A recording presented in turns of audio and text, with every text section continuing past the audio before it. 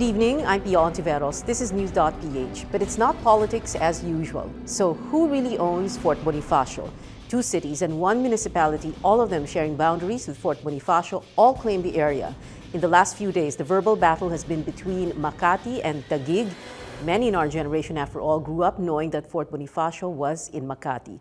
But Pateros is not about to give up on its own claim. Joining us tonight is the former Vice Mayor of Pateros and a former councilor, many times her terms over, Rosales. Good evening, Mr. Vice Mayor. Thank you for being here. Good evening, Pia. Thanks for inviting me to enlighten the people on the facts of Fort Bonifacio. Yes, and you have a full 30 minutes to do that. Yes, may sasabihin po kayo? Oh, yeah. Yung sasabihin ko ay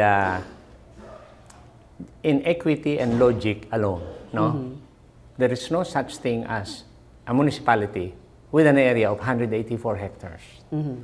All the three cities around us, LGUs, Pasig has 3,200 hectares, Makati has 3,500 hectares, Taguig has 5,400 hectares. But why is it that Pateros is 184 only? There must be something missing. So, yan po ang pag-uusapan natin ngayon na because of that erroneous proclamation, lumiit ang aming pong bayan. Yung presidential proclamation na That's sinasabi right. ninyo? Presidential proclamation 2475. And Yes. then it was confirmed by Presidential Proclamation 518. Yeah. Okay. No? We'll get back to that in a little we'll while, get back sir. to that. So, Okay.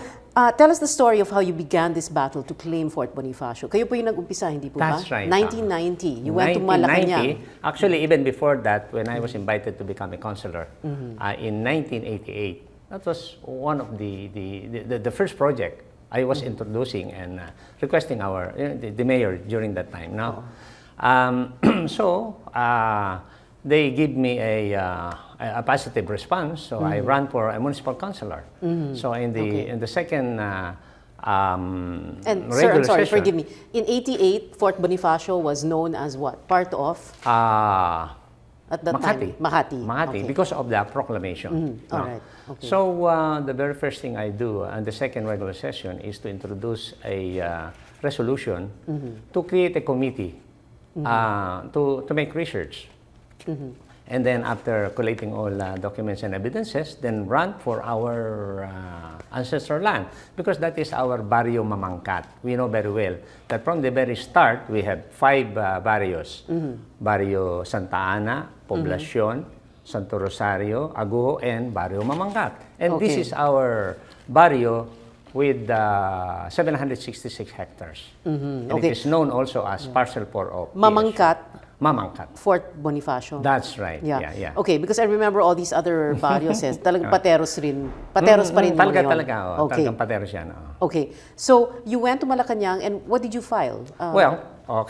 Initially, 1990, I filed a reversion of Parcel 4 to Fort Bonifacio. And that Parcel 4 is yung Baryo Mamangkat.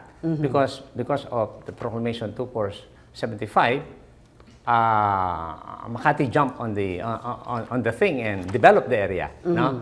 So I filed a petition to Malacanang, no?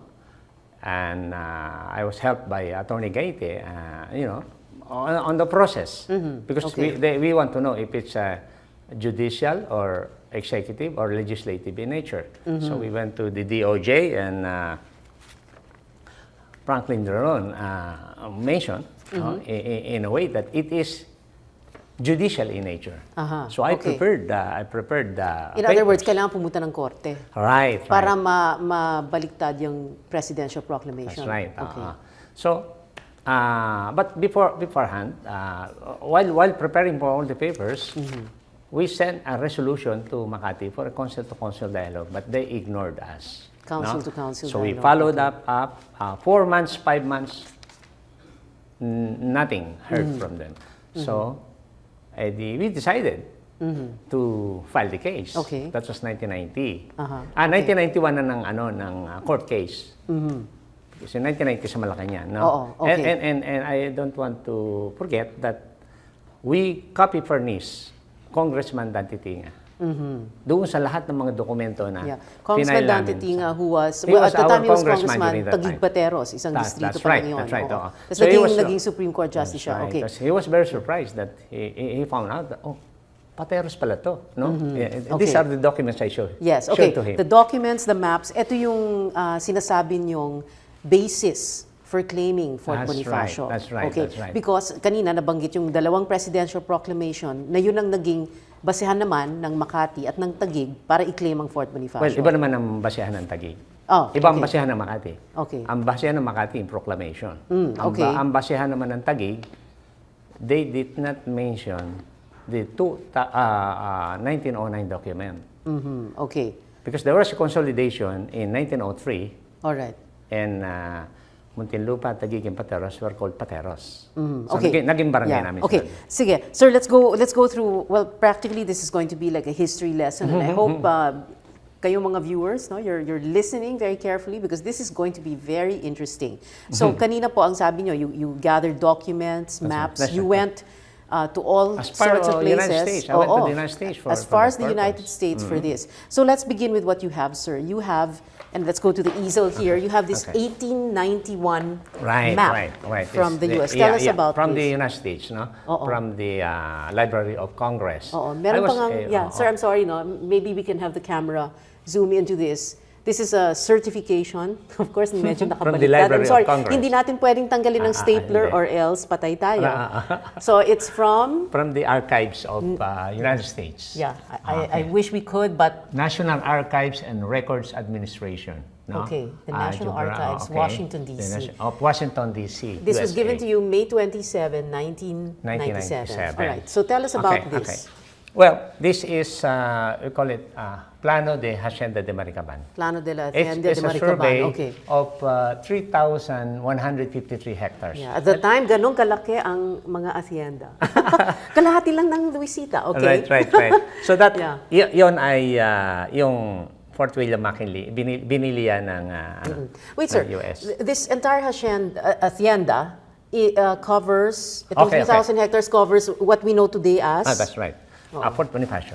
Fort Bonifacio. That's right. Okay. Well, I just want to point out, dito, nakalagay dito, Jurisdiction de Taguig, yes. Jurisdiction de Pateros, Jurisdiction de San Pedro Makati, and Jurisdiction de Pasig. Pasig na lang ang hindi nagkiklaim sa Fort Bonifacio.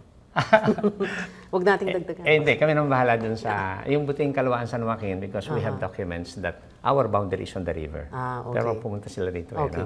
Anyway, I have 45 pages Spanish document that defines the boundary of Pateros. Ito pong straight line ito, papunta doon. Okay. If I will point out the specific places, this is the Mckinley Hills. Yes. And the whole of global city is here. So it really shows that the two locations are I wonder if the inside camera Pateros. can zoom in even closer, but if not, this portion says Baryo de Aguho, you mentioned it earlier. That's right. Sitio de, I'm sorry, what's this? Buting. Sitio de Buting. Baryo de Mamangkat. And And, Sitio de San Jose. San Jose. All right. But then if I will point out, the 7 barangays lies on this, near the river. Yung 7 barangays, yung enlisted man's That's right. baryo. Okay. 7 barangays dyan. Dito naman yung Mckinley Hills. Okay. The global city is there. Okay. They are all inside the territory of Pateros. And according to this 1891 map, this is the boundary of Pateros, clearly delineating the That's right, and Fort even Bonifacio defined on a 45 Pateros. pages Spanish document. So the United States, sanction all the surveys and maps of the Spaniards. Okay. Have you explained everything you need to explain here for this ito map? naman po ay Taguig, this one here. Okay. Okay, so the 1891, and this is Makati here. So in all other maps, ito ho pinapakita. So it's 1891. Then, so that's very clear. It is signed by, I don't know, whatever name. It's signed in 1891, October 13. Okay. All right. And then you have the PSU 2031. Oh yeah, that's right. Okay, this is the next one. And before we go there, Okay. this Plano de Maricaban is the hacienda is owned by Dolores Pascual y Casal, and it was bought by the United States and converted The entire it, 3,300 that's right, hectares. and converted it to Fort William McKinley. Okay. Okay. Okay, Yes. so we can go to the PSU. Oh, by the way, sandali lang po ha. So, Hacienda de San Pedro Makati, tapos may Hacienda de Guadalupe. Hindi na and saan. ito. Ito na lang Ayun. dito tayo, Okay. sa banda rito. Okay. Sige po, next. Well, okay. So the United States government had a survey. They call it PSU 2031. It was done before 1909. No? Okay. And exactly at 1909, they have completed the survey. So that's why the date is November, December 1909. Okay. Alright. But then it was done in 1908, no? When there was a consolidation, and the three municipalities were called Taguig Okay. Taguig, Pateros, and Muntinlupa. Muntinlupa. Okay. So, and it was called Taguig. So, para bang nabura yung pangalan ng Pateros for a while? Right, for a while. Okay. For about 4 years. So, makikita natin dito, municipality of Taguig. It's because of that reason. But then we have documents to show the transition. Yeah. Okay. So, where is Fort Bonifacio here? Well, this is, ito yung Fort ito yung Bonifacio. Okay. Okay. This is exactly the same line that we were looking into Yes, in the this one. 1891. Ito. Okay. So, okay. So, this is Parcel 4. So, the Parcel 4 is the one that is specifically determined for Pateros. Okay. And if we were looking at it today, then this is Fort Bonifacio. There's the cemetery. That's right, Tapos that's ito right. yung tinatawag yung, ito yung mga Yung Pembo, yung Pembo, 7 Sembo, barangays. etc. Okay. Okay. At tapos andito yung Mckinley Hills, andito yung Global City. Okay. Is inside Pateros. All right. Then you have other documents, sir, no? And I think they're here on the Okay, table. okay. So there's several. You have one of That's right. 1903, 1905. Oh, yeah, okay. Yeah. So we have documents here, historical. No? Itong Okay. ginagawa natin historical yan. It's in 1903, there was a Here. Let's hold this up. Okay. an act number, 942. Okay. So this act number 942 was a consolidation of Taguig, Pateros, and Muntinlupa. Okay. Because of problem of economy. But when they were consolidated, on that time, no, they were called Pateros. Okay. Okay. Okay. So, non-existent ang Taguig at saka Muntinlupa as a municipality. Okay. They became Barangay o Pateros on that period. Okay. From 1903 hanggang 1905. Okay. May nangyari noong 1905. That's right. Yes. Okay. So 1905, the Philippine Commission changed it to Taguig. Okay, where's the other one? Okay. So the document is the Act number 1038. It's okay. From memory. Whatever. Oo. Okay. Ito pala. Okay. Nakita ba ito? Okay, what says here, okay, the name of the municipality of Pateros in the province of Rizal as constituted by Act number 942. So yun yung 1903, no? Is hereby changed to Taguig. Okay. And said municipality shall consist of the former municipalities of Taguig, Pateros, and Muntinlupa, with the seat of the municipal government at the former municipality of Taguig. Yeah. So, napalitan yung pangalan. Okay. So, kami ngayon na naging nabura sa mapa, non-existent. Okay. Ang Okay. Muntinlupa at ang Pateros. Okay. Tapos Pagdating meron ng kayong 1909 naman. Pagdating ng Oo. 1909 o 1908, December 31, 1908, there was an executive order, number 20 and number 36. Because it's a military government, ito, batas lahat ito. Okay. What says here, the municipality of Taguig shall consist of territory heretofore comprised therein, less that of Pateros. So, pinapahiwalay ni Pateros, no? Hereby reconstituted. Okay. The municipality of Pateros shall consist of the territory which it comprised prior to the passage of Act 942. Okay. So that's before. Okay, so those 3 documents that you pointed out to us, that you showed to us, in one sentence, what do they prove? How do they support your claim? Okay. Well, as far as we know, the 1909 document superseded the claim of Taguig, no? Okay. That the area is theirs.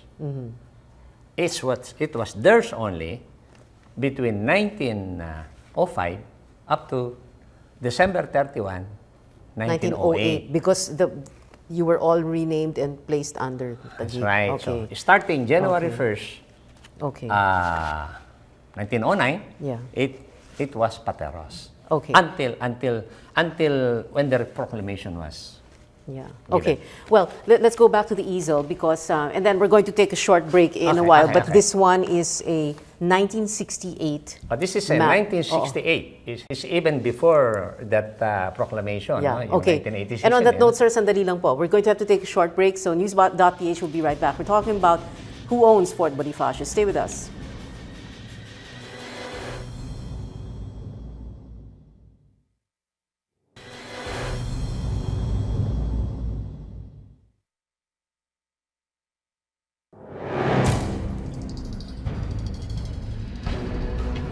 Welcome back. You're still watching news.ph on the Solar News channel. I'm Pia Ontiveros. Our guest tonight, former Pateros Vice Mayor Ador Rosales. We're talking about who owns Fort Bonifacio and Pateros' claim on Fort Bonifacio. So, Vice Mayor Rosales, thank you again for joining us.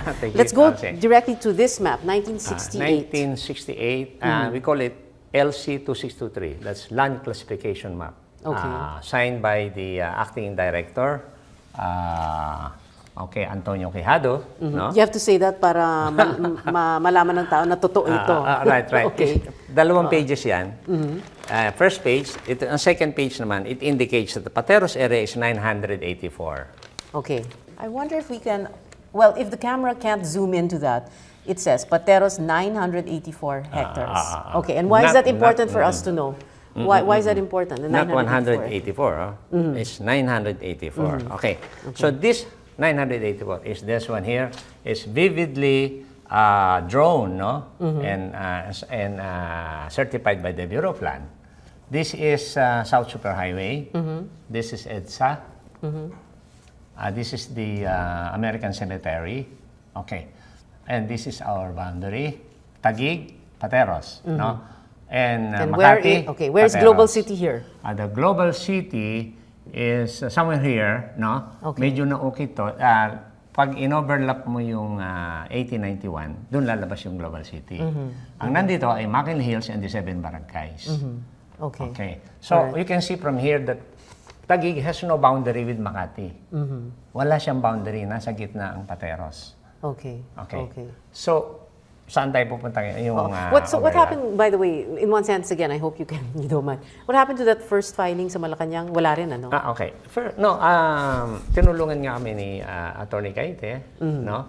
So that was a preliminary for our filing to the court. But what's the most important thing here is that it was filed 7 months before the BCDA bill was introduced in Congress, which was approved in 1992, no? The significance... Basis Conversion Development Authority. The significance there is that the 3 municipalities that were recognized to have jurisdiction over Fort Bonifacio was given 0.83% share of all the sale of Fort Bonifacio lot. 0.83 each. That's right. Total 2.5%. That's right. Yeah. That's why we were able to get 130 million in between 1996 to 1999. And then we got 5 million in the year 2000. And 17 million just this January. Itong 2000. Pero may nangyari, 1995, nabili ng Metro Pacific ang... That's right. That's where we got our share. No? So it was bought by Pacific Consortium in 1995. It was bought for 39 billion pesos.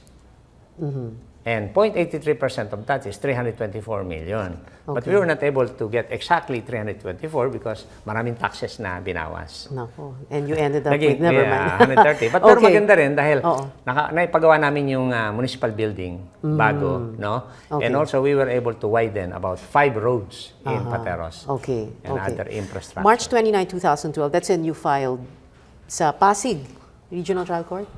Yeah, pero siya lang yung center, no? But then it was assigned in the RTC of Taguig. So that was the latest that we were able to file a petition against Makati and Taguig. So it is ongoing.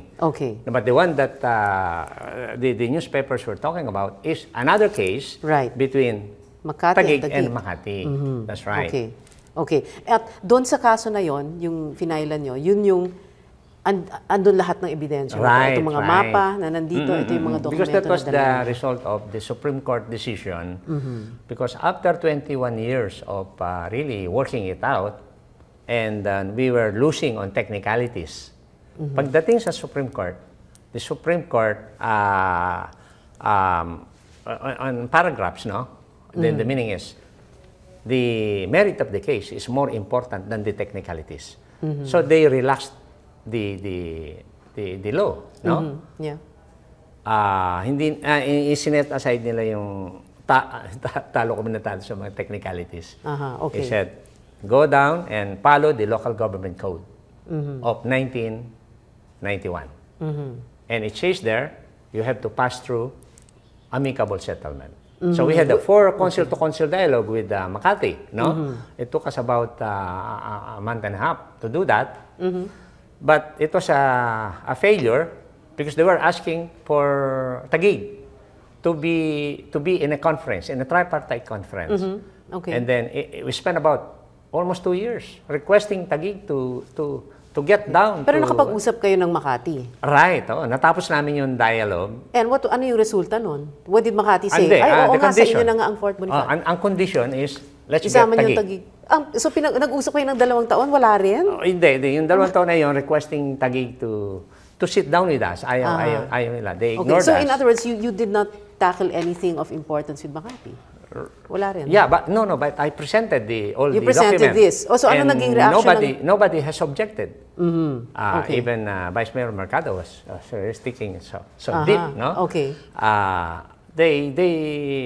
I would say they agree because they were so silent. No objection whatsoever. No objection, pero it was like a monkey wrench was thrown into the negotiations because they said, isama niyo yung Taguig, ayaw ng Taguig, tapos na. They did not make any remark. Wala silang remark dyan. Basta ang sinabi nila, gusto namin ng Taguig to be with us. So, that is a condition. Ayaw ng Taguig. So, naging failure. So, we declare a failure of amicable settlement or whatever. And then, Taguig, como 2 years, they did not answer. It's a failure also. Our effort to get them on the table is so we declare yung dalawang yun ay failure. And yung appellate court, very briefly again, sir, yung appellate court decision does not in any way affect your case? It wouldn't. Wala. It wouldn't because yung ibang basis nila no? Ibang basis namin, no? So whatever would be the decision there is based on the reference point that they have established.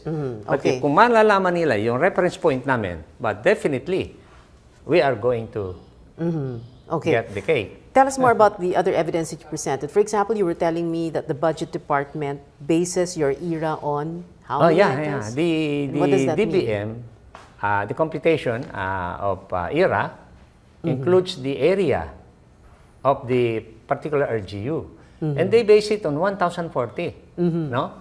And in addition to that, the Bureau of Census and Statistics, since 1948 up to the present time, you can go to the Bureau of Census and Statistics and you will see that our area is 1,040, not 184. And then the DBM is, and also, there are, in year 2002, I went to the Bureau of Land and asked and request for a certification on our area.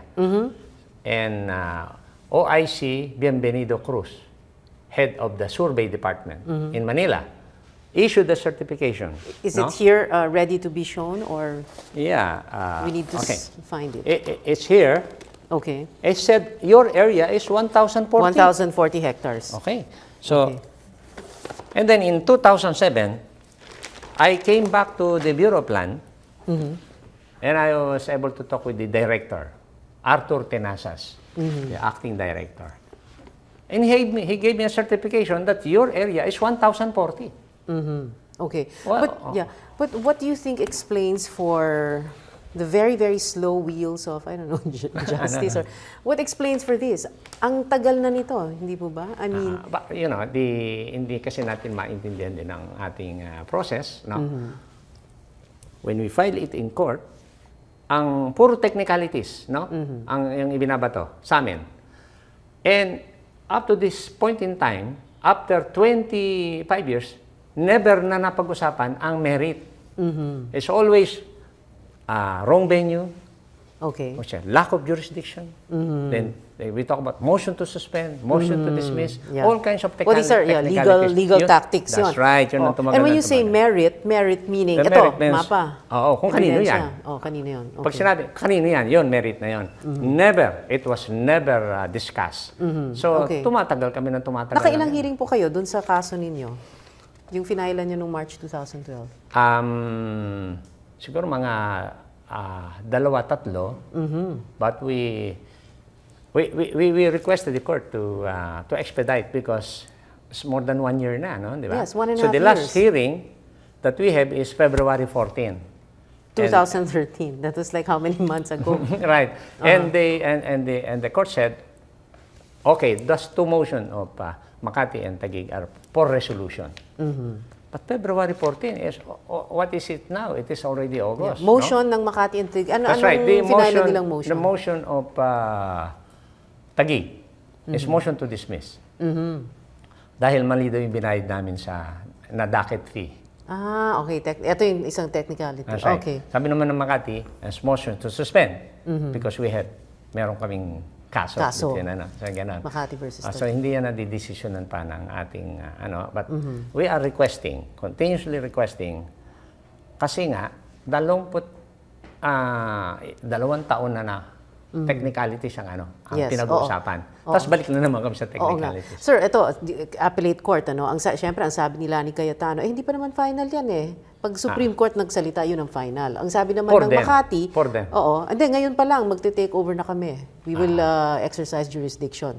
Technical na yan. But once na mag-file ng appeal, status quo. Paano kung mag-file ng appeal, Supreme Court, magdidesisyon, if they decide it goes to Makati or Taguig, so tapos na? Hindi pa. Hindi pa rin?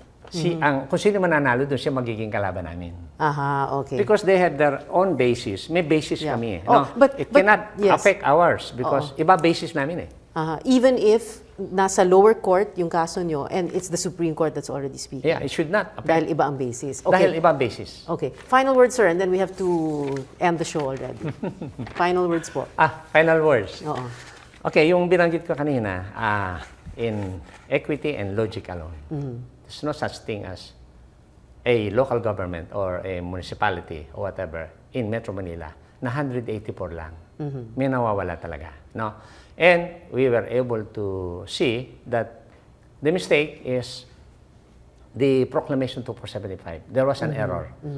Sino presidente yon? Si President Marcos. Okay. It was signed Ba't di ginawa? 1 month before the snap election. Okay. So he signed that. No? And immediately, Makati gets into the picture and develop the area. They try to develop. So, sabi ko erroneous because we have legal documents to show that from time immemorial, it has been ours. Yes, okay. Wala lang gumagalaw doon dahil military reservation. Okay, alright. At saka yung mga tumanda na yung ibang mga nando doon, yung mga bata, they do not know that yung they don't know the story. Sa Pateros. Okay. Anyway, so, that's it. Okay, thank you very much, former Vice Mayor Ador Rosales. And although, like you said, time is immemorial, time is short on this show. So thank you very much for Nakita ba nila yung overlap map? Yes, sige. Yes, pinakita po namin kanina. So very important yun. Yes. Take note of the Proclamation 2475 na that's about 30.4 hectares. Yes. Once Okay. nang ma-proclaim yun, nawala sa amin itong bandang Global City at saka yung... Okay. Yung Maraming Mckinley. salamat po. Thank you, sir. Maraming salamat and din. thank you for watching. I'm Pio Tiveros. This is news.ph. See you again next Wednesday. Good night.